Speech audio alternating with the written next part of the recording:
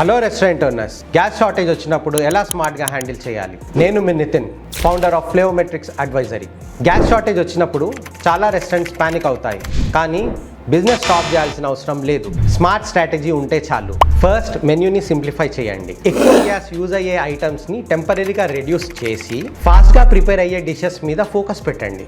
Second, gas వేస్టేజ్ని control చేయండి. Unnecessary burners ఆన్లో ఉంచకండి. కిచెన్లో ఎవ్రీ ఫ్లేమ్, ఎవ్రీ మినిట్ కేర్ఫుల్గా యూజ్ చేయాలి. థర్డ్, ప్రిప్ వర్క్ ముందే ప్లాన్ చేయండి. Batch cooking, proper timing, team coordination వల్ల సర్వీస్ స్పీడ్ పెరుగుతుంది, గ్యాస్ యూసేజ్ తగ్గుతుంది. పాసిబుల్ అయితే ఎలక్ట్రిక్ ఎక్విప్మెంట్ రెడీగా పెట్టుకోండి. స్మాల్ బ్యాకప్ కూడా బిగ్ హెల్ప్ అవుతుంది.